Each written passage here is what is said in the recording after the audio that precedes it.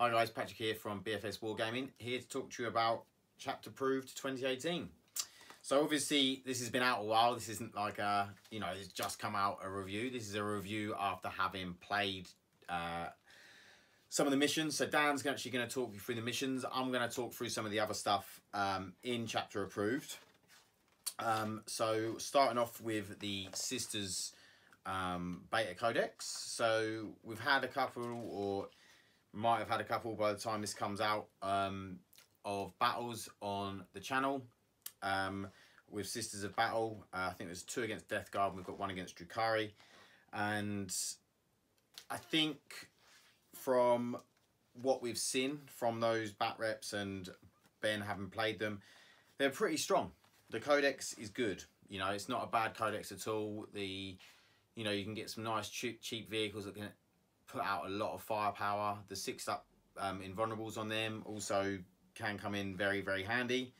And I think it's a really nice codex. Obviously it's a beta codex. There's going to be more to it, I should imagine, when they make the real thing. Also, there could be some new units. There could be, other things that come into the codex. There could be points changes. Someone said to me they think Celestine is overpriced for points. I don't know. Maybe she is a little bit. I don't know. It's hard to say. It depends how you use her and everything else. And if you put her up against some other HQs, like, because the Canoness is only 45 points, that seems pretty good. And then Celestine's 160. So there's a big points difference. Obviously, they do different things, but yeah, I suppose it gives you options of what you want to take. So yeah, I think the overall consensus, I love the Penitent Engines. Penitent Engines are awesome. They don't actually get the order, so whatever order you take, Penitent Engines don't get an order Celestine. But yeah, I love the Penitent Engines. I just love the look of them. I love how their data sheet. I think it's great.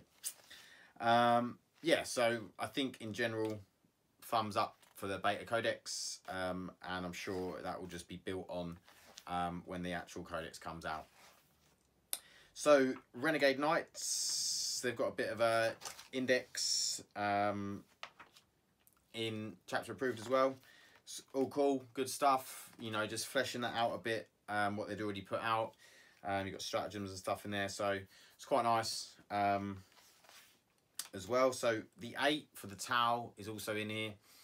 I haven't actually seen the 8 being played. I haven't seen any battle reports or anything on the 8. So I don't play Tau myself, but from what I've read, they look good. They look strong. Like, I'd be interested to see how they play. So if anyone does have the 8, do a bat rep. Show me.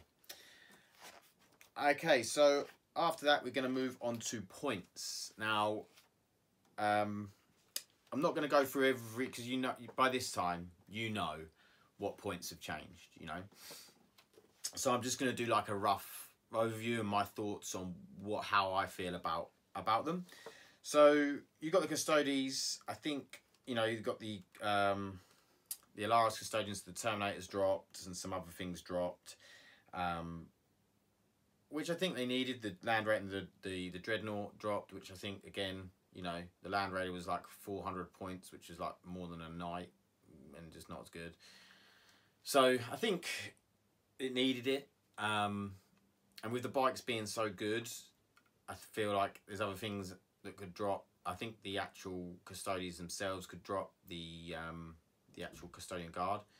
But I think, generally, they've done some points drops. They're going to see how it goes for Custodians, and I'm sure they'll change it if they need to. Now, as you would have known, a lot of named characters got some big points decreases. Valoris from the Custodians being one of them, so that's good. And then there's been a lot of weapon drops for, not just for Custodians, but just for across the board, and specifically for Space Marines and Chaos Space Marines. So Adeptus Mechanicus, they've done very well out of Chapter Approved 2018. I think it's made them competitive. I think you could take a really good, really strong AdMech list now. Astra Militarum. I think the fact that not much changed apart from them getting some decreases in weapons has made Astra Militarum probably one of the strongest codexes out there. Because the Guard, and I know people have got very different opinions on this, but because the Guard didn't go up to 5 points and Chaos Cultists did, it's made them very strong. And I actually think the Cultists should have gone up, but I also think the Guard should have gone up. I don't think you should be able to get 4 Imperial Guardsmen to 1 Intercessor. Like, I think 3 is fine, but 4 is just a little bit too much. That's 4 wounds. I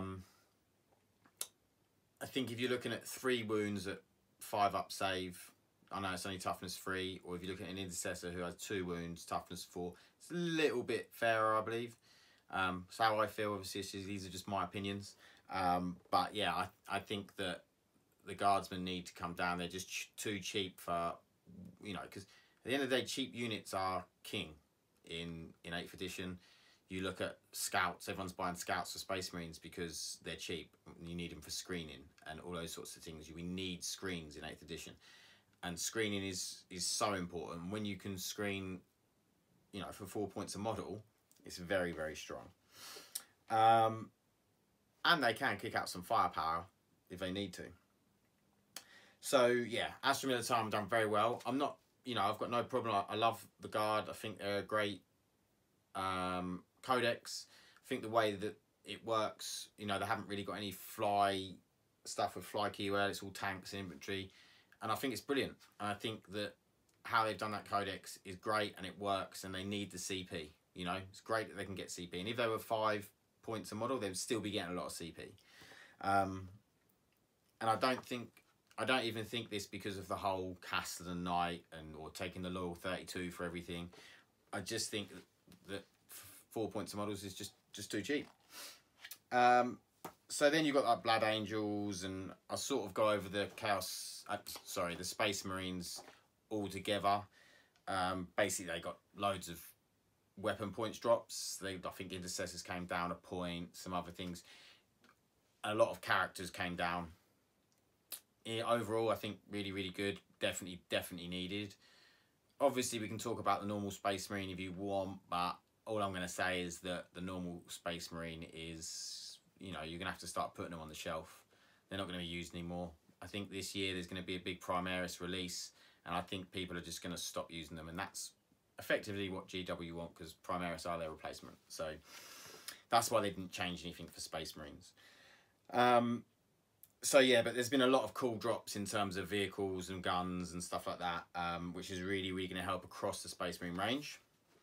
And also got the Beta Bolter rule, which came out afterwards as well, after Chapter 28, but that is also going to help. It's not massive, it's not game changing, but it's just going to help that little bit more, make Space Marines or Primaris or whatever you're playing that little bit more effective, and the vehicles and stuff like that.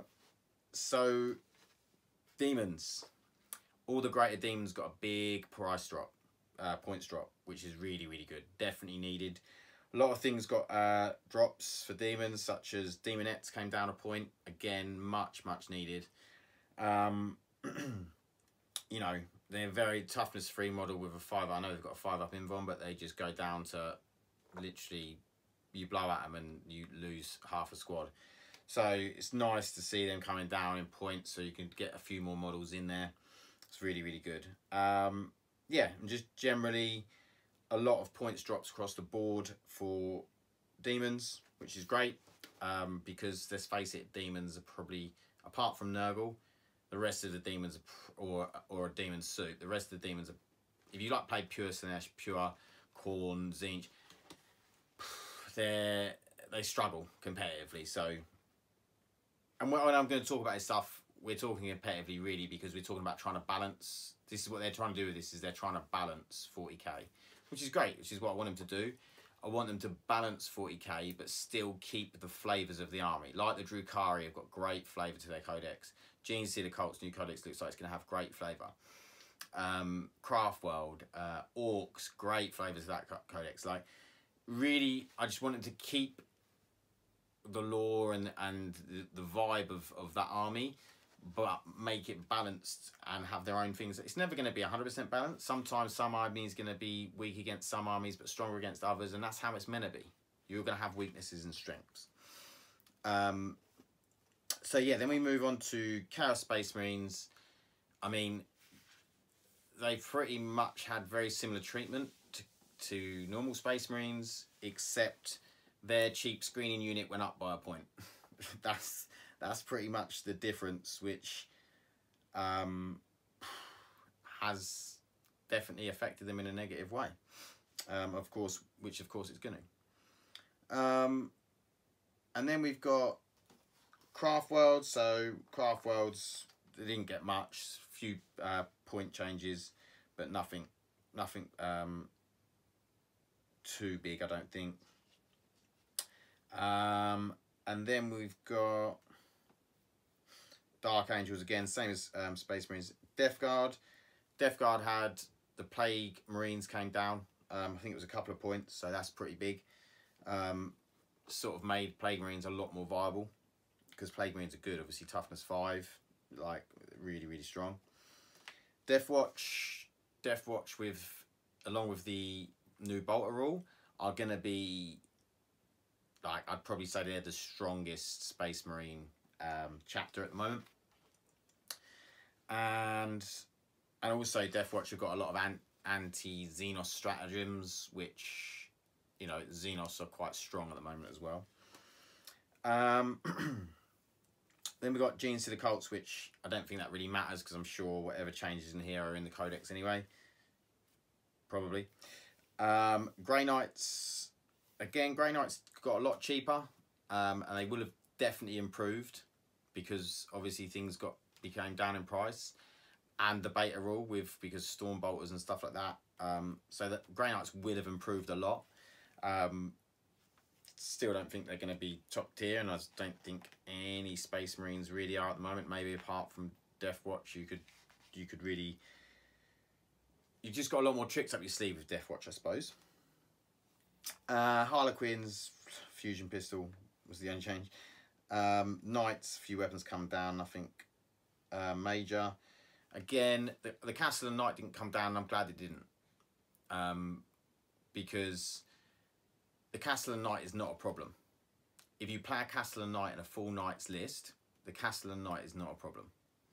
If you play a Castellan Knight with Imperial Guard, then the Castellan Knight becomes a problem, because you've got 1,000 CP to spend on it. And we know this is the problem. But don't just put the Castellan Knight up so that, like myself, I'm a Knight player, I've got a Knights army. You know, don't make it so I can't use a Castellan in my full Knights list. Like, change the, like, because that doesn't fix the problem of the soup. All it does is it hinders the Codex, but doesn't fix the problem. They obviously want to encourage soups. They haven't taken them out. They're still letting it go. So I don't know whether they're going to try and come up with a different rule or not, or they're just happy with how it is. Obviously, the Inari soup is pretty strong as well at the moment, because they seem to be doing very well. So, you know, and things change. People find lists to counter the meta, like Knights and the Loyal 32. So I wouldn't worry about it. I think they were right in not putting the Castellan up. But having said that, they have put up the Tesseract Vault for the Necrons. And if you watch the channel, you know I'm a Necron player, as well as all them other armies. So this has annoyed me a bit, because don't get me wrong, the Necrons across the board got a big drop. You're talking sort of in a 2,000 point list, probably 250 points, depending on what you're taking. But, you know, on average, probably 200 points. Really good. The Doomsday Arts came down, which I really wasn't expecting them to come down in points. But they did, and I do understand why. Having played them a lot more, they are just so inconsistent. I think it's a good price drop. Wraiths came down, which I think was needed. You got a lot of other things in here. The Flyers came down drastically. I think the Doom Scythe came down something like 60 points, 70 points maybe. So a big drop for the Doom Scythe, which is right, because it's a toughness 6 flyer with no invon and no quantum shielding, and it was like 60, 70 points cheaper than flyers out there, which are also toughness 6 that had a 5 buff inbond. I personally think that the Doom side should have quantum shielding, as well as the Night side. They should both have quantum shielding, because toughness 6 vehicles in the Necron army seem to have quantum shielding, so I don't know why they don't. And then the monolith came down 61 points, so it's now 320 points. Unfortunately, people are still not going to take the monolith. It's a lovely model. I love it. It's got some great stratagems in the codex. It's brilliant. The trouble is when someone decides that they want to take out the monolith, whichever turn that is, when they decide it's a threat, whether that's turn 1, turn 2, whenever they actually properly put some firepower into it, it goes quick. And there's nothing you can do about it. There's not even a stratagem to give it an invuln or something, you know. I personally feel they should have a 2-up save and a 6-up ignore wounds. 2-up save means that it would get a save even if like a melter was shooting at it. A -4, it still get a 6-up save, and then you'd also still get the 6-up ignore wounds. It would just give it that little bit of longevity, you know, just to keep it on that table, just that one more turn. Not always, but sometimes you'll just get the extra turn out of it, which will make it worth its points, because at the moment it's just not. I feel very much the same about a monolith as I do a land raider. For me, they're very similar beasts in terms of toughness 8, you know, like no invuln, nothing to help it. Really, apart from, although the land raiders have a 2-up save, but I feel like all land raiders should have a 6-up ignore wounds. I think it's only the Custodes one, the venerable one, that has the ignore up 6 wounds. But yeah, so I think that needs to happen. The Triarch Praetorians came down, the Stalker came down, which was much needed. Some of the Cetans came down. Named characters came down, like Illumina Cesaris dropped like 23 points. Stormlord dropped 40 points from 200 to 160. All much needed to make these things playable. So, and then we got a few weapon drops as well, the same as a lot of armies did. So overall, I think it's a really good move from GW for Necrons. I just don't really understand why I've put the Tesseract Vault up to 566 points.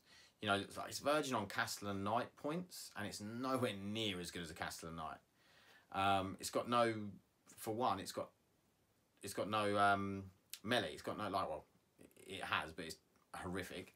It's just got nothing. Once you charge it, it's just got no sort of fight back, really. I just feel like it's just a little bit too over. I mean, maybe halfway between, maybe. It's interesting. I bought one, so once I've built it and painted it, I'll get it on the table, and then I'll probably be able to make a better assessment of how much I think it's worth. But so there's some other bits with Sisters of Silence and other things. Space Marines we've gone through, Space Wolves, all, you know, we've got some of it on the Tau. So a few points changes on the Tau. I think since chapter approved, Tau have been a little bit better. Thousand Suns again, they got the some points drops. Obviously Terminator's got points drops as well. Not just for Thousand Suns, but across the board. I still think a lot of people have been saying they're just not worth it, worth taking. There's just too many other better options. So again, I think Terminators are just going to end up going away, and there'll be some sort of Primaris replacement, which hopefully will be a better fit. But yeah, Thousand Suns got some drops, which, you know, I think will really help them. Tyranids the same, got some drops. Again, Tyranid's got a good codex. There's some really good codexes out there. I just wanted to bring a few of like the others up to their level. Whether that's they do that with points drops. Some things need datasheet changes, like the monolith. And there's a lot of other things in the game that need datasheet changes. But yeah, they just need to, I think they need to bring sort of Necrons, Space Marines, Demons, you know, obviously Space Marines across the board, Chaos Space Marines. They just need to bring them all up a little bit, you know. I mean, Thousand Suns I think are good, Death Guard are good, but the normal Chaos Space Marine Codex is just lacking something. as well as the Space Marines. So maybe it's their weapons, and hence the bolter change. So hopefully that is going to help. But the demons definitely need to just be fleshed out more. They need more, especially if you're going to, for instance, play pure Slaanesh, because I've bought a Slaanesh army that I'm building and painting, and I've been looking at list builds and stuff like that, and obviously they've made some new models, and I'm assuming they're going to bring a Keeper of Secrets out, and I hope they're going to bring some more units out, because I really feel like they could do with some units that could fly. Because if a Slaanesh army go up against an army that can fly, like if you've got a flyer, so say you've got someone's got an air wing of, I don't know, the Craft World Hemlocks, and they've got an air wing detachment, 3 flyers, literally can't touch them unless I bring a detachment of Chaos Space Marines, or a Soul Grinder, which have gone down in points admittedly, but still aren't very good, and they're hitting on 4s, so they'll be hitting on 5s at the best. So yeah, there's just not much you can do against that. So I really feel like that needs to be addressed. I mean, I know that the new character has got a gun, but again, it's not going to be good enough. So maybe if there was a sort of like some sort of demony dragon flyer, which like a Helldrake, but something different and Slaanesh-y and cool. You know, that had some sort of noise flamer, 18-inch auto hit noise weapon, just to give them a bit of variety. But that's just me going on about Slaanesh and what I wish for. Yeah, so that's pretty much. Oh yeah, we got some datasheet changes with the Intercessor Squad, the Fiends, the Horrors, the Blood Crushers, and the Fleshhounds, which is really nice to see, because they are prepared to change datasheets midway through an edition, which I'm really pleased about, and I hope they're going to carry on using White Dwarf like they've done the Crimson Fist supplement. I hope they're going to carry on doing that sort of thing, and I'd be really happy to see stuff like a Slaanesh Codex supplement, and change that up and make it good. Like, why not keep changing things and making them good? Because if they do that, if they make Slaanesh good, or, you know, whoever it is that's lacking, whether it be Necrons, whether it be a monolith datasheet, put it in White Dwarf, change it. Whether it be any datasheet, like they have with the Bolter rule. Keep doing things like that, because if you make that monolith good, people will go out and buy monoliths, you know. So keep trying to make stuff good, and yeah, well, that's how I feel anyway. I hope you enjoyed listening to me. I'm going to pass you over to Dan, and Dan's going to talk you through the missions, because he's played a lot more of the missions than I have. So he's going to chat through them, and I'll see you in the next one. Hi, it's Dan from BFS Wargaming, here to talk to you about Chapter Approved. So just, I know Pat's discussed quite a lot of it. I've played quite a lot of the missions out of Chapter Approved, and on the whole, I generally really like the way they've GW have turned the missions into a lot more point-based game, rather than being an all-out assault and try and table your opponent. I think the way they've gone with the missions is really good. The acceptable casualties rule is it makes you play the game, it makes you play the missions a lot more. I mean, I do think that some missions are very much suited for some army types, and the deployment changes also weigh into that. It can be quite a benefit in some respects. For example, it's one of the Eternal War missions where you have your invulnerable. It's called Narrow the Search. An invulnerable saving throw cannot be made for units that were in 12 inches of the objective marker. Now, there's one objective marker for the whole battlefield, and I've actually played Death Guard with this. It's on the channel, and I parked my Poxwalkers in the middle, and that just collected the points. There's no other way to collect points, and I found that the actual mission suited Death Guard down to the ground. Because I got the choice of deployment, I chose a deployment that was really close to the marker, parked my Poxwalkers on top, and for the rest of the game I just collected point after point. and there wasn't much Ben could do to get me off of it. So whether with different armies it would have worked out differently. The Death Guard are generally resilient without with the 5-up invuln. Fiona planes, and custom resilient. Sorry, it would suits them very well. But as a whole, generally, I found all the missions really good. The Maelstrom missions, again, very good. Acceptable casualties means that you are having to play the mission. You've got to play the Maelstrom cards. You can't just smash your opponent to smithereens and you've won the game, because if they've got more points than you at the end of the game, they're the winners. So it makes you play them points, and I think it makes for a lot more tactics. Even, and I suppose it's a lot more along the lines of the ITC style setup, really, and the way the games are played. There is small tweaks I probably think they'll make in the future. Like personally, I do think if you get tabled, you should get something for it. If you've gone down the lines of wiping out everyone, all the opposition on the table, you should not be left with no victory points. I feel like maybe you should get 3 victory points for tabling your opponent, because if you've, say for instance, not got cards that haven't fell your way, which has happened to me in the past, I've not had the cards, been what I found unachievable, then you have the ability to gain a few victory points by tabling your opponent. And I think that if you've gone down the lines of doing all that hard work and shot them off or fought them off the table, then you should get a reward for that, even if it's a small one, like 3 victory points, which isn't a great deal. In the realms of, there's a lot of D3 and like for domination 3+ D3. So I don't think tabling your opponent should be nothing given for it. That's just my opinion. If you've got any other opinions, please comment and leave them down below in the comment section. It makes for good conversation, and why not string some ideas together? It makes for a good message feed.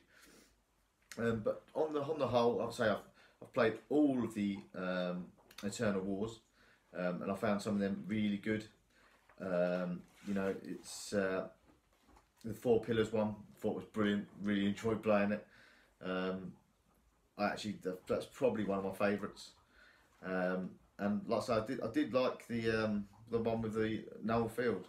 I thought that was really good. Maybe because I won. Don't know. But I think the Chapter Approved has been very good. I think the sisters beat her. I obviously played against the sisters quite a lot because one of my good friends and Ben's been on the channel quite a bit. He loves the sisters. He's dying to get hold of some new models to augment his force, and I think they've done a lot with the sisters beta codex. There's some good stuff in there. I do think there's some stuff that needs changing. For example, Celestine. Celestine for me is not worth 160 points. I don't think she does enough. I mean, fair enough. I know she comes back to life, and there's things like that. And she has got a little bit of buff, but she's strength free, toughness free. She gets 6 attacks, but she's weak. She's not really. I mean, when you take, for example, Arjak Rockfist for the Space Wolves, 141 points. He buffs Wolfguard. He's a beast in combat. He has a 3-up invuln. And he's 19 points less. Or you could go the other way. For 15 extra points, you could have Typhus. You look at the characters. I mean, I've played Typhus against Celestine, and he's not troubled by her in the slightest. I just think that maybe a point reduction would make him more takeable, and maybe give her the reroll 1s for units within 6 inches for hits or maybe wounds.